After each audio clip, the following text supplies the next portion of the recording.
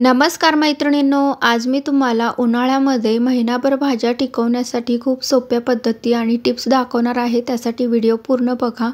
आता इथे अगोदर आपण लिंब कशा पद्धतीने महिनाभर किंवा त्याच्यापेक्षा जास्त दिवस टिकवण्यासाठी कुठली ट्रिक करायची आहे ते बघायचं आहे. ही लिंब खूप फ्रेश आहेत, पण यांना थोडीशी अशी माती लागलेली आहे. माती लागलेली ही लिंब आपल्याला स्वच्छ धुवून घ्यायची आहेत. धुतल्यानंतर आपल्याला ती कशा पद्धतीने स्टोअर करायची आहे ते सुद्धा बघायचं आहे. आता ही लिंब इथे मी स्वच्छ अशी धुवून घेतलेली आहेत. ही धुवून घेतलेली सर्व लिंब आता आपल्याला पुसून घ्यायची आहे. त्यासाठी इथे मी किचन टॉवेलचा वापर करणार आहे. या पद्धतीने इथे आपण ही सर्व लिंब अशा पद्धतीने एक एक हातामध्ये घेऊन पुसून घ्यायचे आहेत. पुसल्यामुळे ओलसरपणा निघून जाईल आणि लिंब जास्तीत जास्त दिवस टिकण्यासाठी मदत होईल. अशा पद्धतीने इथे मी सर्व लिंब पुसून घेतलेली आहेत. लिंब पुसून झाल्यानंतर ती स्टोअर करण्यासाठी कशाचा वापर करणार आहे ते बघूया. इथे मी कोकोनट ऑइल घेतलेलं आहे. आता याच्यातील 2 ते 3 थेंब आपल्याला हातावरती घ्यायचे आहेत. हातावरती घेऊन आता हे तेल आपण व्यवस्थितपणे हातांना लावून घ्यायचं आहे. लावून झाल्यानंतर आता हे जी लिंब आहे त्या लिंबांना आपल्याला हे तेल लावून घ्यायचं आहे. अशा पद्धतीने सर्व लिंबांना आपल्याला हे तेल चोळून घ्यायचं आहे. येथे मी पटापट सर्व लिंबांना हे तेल चोळून घेत आहे. येथे तुम्ही या तेलाच्या ऐवजी स्वयंपाकासाठी जे तेल वापरतो ते सुद्धा लावू शकता. अशा पद्धतीने सर्व लिंबांना हे तेल लावून घेतलेलं आहे. आता ही लिंब स्टोअर करण्यासाठी येथे मी अशा पद्धतीचा प्लास्टिकचा डब्बा घेतलेला आहे. तुम्ही येथे स्टीलचा डब्बा सुद्धा घेऊ शकता. आता याच्यामध्ये जर तुम्हाला टिश्यू पेपर घालायचा असेल तर तुम्ही घालू शकता. इथे मी घालणार नाही. अशा प्रकारे सर्व लिंब आपण या डब्यामध्ये ठेवायचे आहेत. इथे मी सर्व लिंब या डब्यामध्ये ठेवलेली आहेत. आता या डब्याला आपल्याला झाकण लावून घ्यायचं आहे आणि झाकण लावून ही लिंब आपण फ्रीजमध्ये स्टोअर करायची आहेत. अशा पद्धतीने तुम्ही लिंब महिनाभर किंवा महिन्यापेक्षा जास्त दिवस टिकवू शकता. त्यामुळे ही ट्रिक तुम्ही नक्कीच ट्राय करून बघा. आता तुम्हाला इथे कोथिंबीर कशा पद्धतीने महिनाभर टिकवायची त्यासाठी कुठली ट्रिक करायची आहे ते दाखवणार आहे. इथे ही माझ्याकडील कोथिंबीर तुम्ही बघू शकता किती फ्रेश आहे. आता याच्यामधील जी काही घाण असेल ती आपल्याला अगोदर काढून घ्यायची आहे. येथे ही कोथिंबीर मी धुतलेली नाही. कोथिंबीर जर तुम्हाला जास्तीत जास्त दिवस टिकवायची असेल तर ती तुम्ही धुवून ठेवू नका. अशाच पद्धतीने ती आपल्याला फ्रीजमध्ये स्टोअर करायची असते. आता या कोथिंबीरच्या ज्या मुळ्या आहेत त्या आपल्याला कट करून बाजूला करून घ्यायच्या आहेत. या पद्धतीने या कोथिंबीरच्या मुळ्या मी कट करून घेतलेल्या आहेत. मुळ्या कट करून झाल्यानंतर आता त्या बाजूला ठेवूया. आता ही कोथिंबीर आपण याच्यामध्ये आणखीन काही घाण असेल तर ते आपण बघून बाजूला काढूया. ही कोथिंबीर आता आपण कशा पद्धतीने स्टोअर करायची आहे ते बघूया. त्यासाठी येथे मी स्टीलचा डब्बा घेतलेला आहे. या स्टीलच्या डब्यामध्ये कोथिंबीर जास्तीत जास्त दिवस टिकते. त्यामुळे नेहमी तुम्ही अशा पद्धतीने स्टीलच्या डब्यामध्ये कोथिंबीर स्टोअर करून बघा. खूप जास्तीत जास्त दिवस टिकते. आता त्याच्यामध्ये मी टिश्यू पेपर ठेवलेला आहे. येथे तुम्ही टिश्यू पेपरच्या ऐवजी छोटासा कापडाचा तुकडाही ठेवू शकता. या पद्धतीने आपल्याला ही कोथिंबीर न ठेवता आपल्याला थोडीशी ती अशी फोल्ड करून ठेवायची आहे, जेणेकरून ती आपल्याला डब्यामधून काढायला सोपी जाते. आता आपण ही कोथिंबीर ठेवल्यानंतर याच्यावरून आपल्याला आता झाकण लावून घ्यायचं आहे. अशा पद्धतीने तुम्ही सुद्धा कोथिंबीर नक्की स्टोअर करून बघा. ही सुद्धा आयडिया खूप छान आहे. या पद्धतीने जास्तीत जास्त दिवस कोथिंबीर टिकण्यास मदत होते. आपण आता ही फ्रीजमध्ये ठेवायची आहे. आता आपल्याला आलं कशा पद्धतीने स्टोअर करायचं आहे ते सुद्धा बघायचं आहे.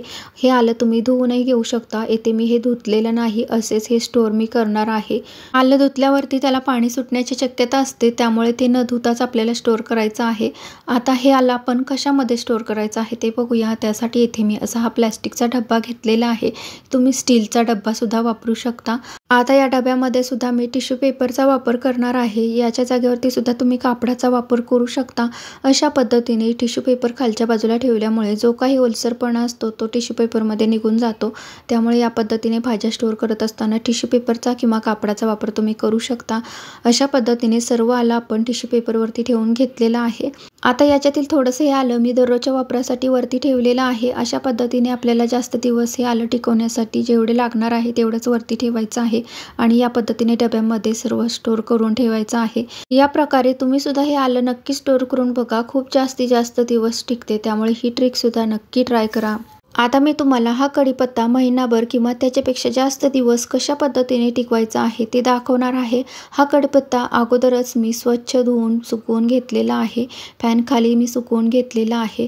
याच्यामध्ये जराही पाण्याचा अंश राहिलेला नाही, त्यामुळे हा कढीपत्ता खराब होणार नाही. तो अगदी महिनाभर किंवा त्याच्यापेक्षा जास्त दिवस टिकेल.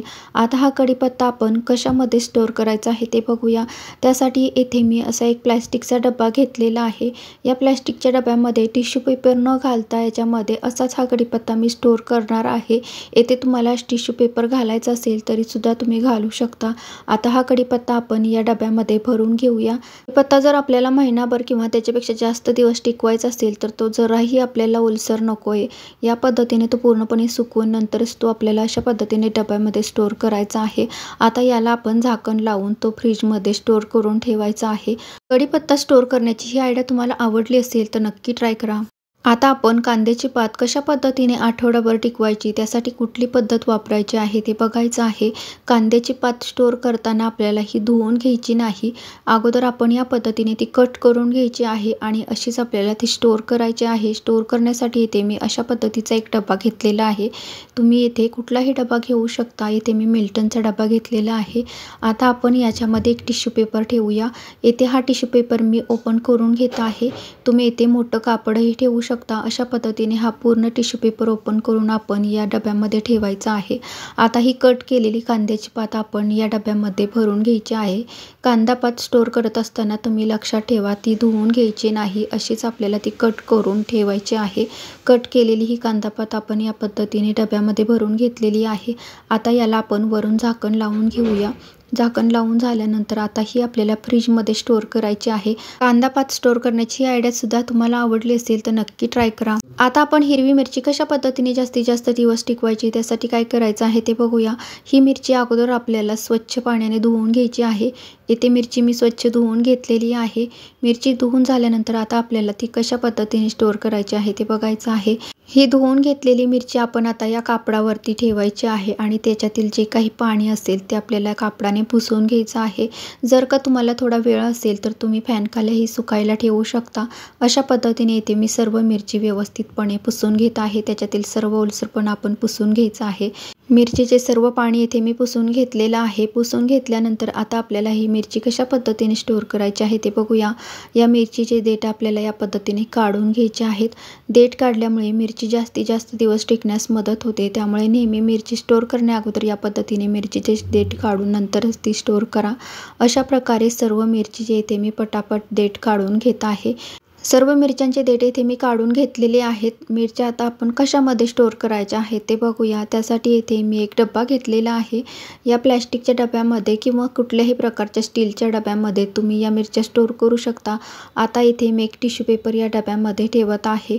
येथे सुद्धा तुम्ही टिश्यू पेपरच्या ऐवजी कापडाचा वापर करू शकता। आता या सर्व मिरच्या या डब्यामध्ये भरून घ्यायच्या आहेत। अशा प्रकारे धुवून सुकून स्वच्छ करून घेतलेल्या या मिरच्या आपण डब्यामध्ये भरून घेतलेल्या आहेत। आता वरून झाकण लावून घेऊया आणि या मिरच्या आपण फ्रीजमध्ये स्टोर करूया। या पद्धतीने मिरच्यांच्या खालच्या बाजूला टिश्यू पेपर ठेवला तर त्याच्यामध्ये जो काही ओलसरपणा येतो तो टिश्यू पेपरमध्ये येतो। त्यामुळे नेहमी भाज्यांच्या खालच्या बाजूला या पद्धतीने टिश्यू पेपर ठेवायचा आहे जेणेकरून ते खराब होणार नाहीत। ही आयडिया सुद्धा आवडली असेल तर नक्की ट्राय करा।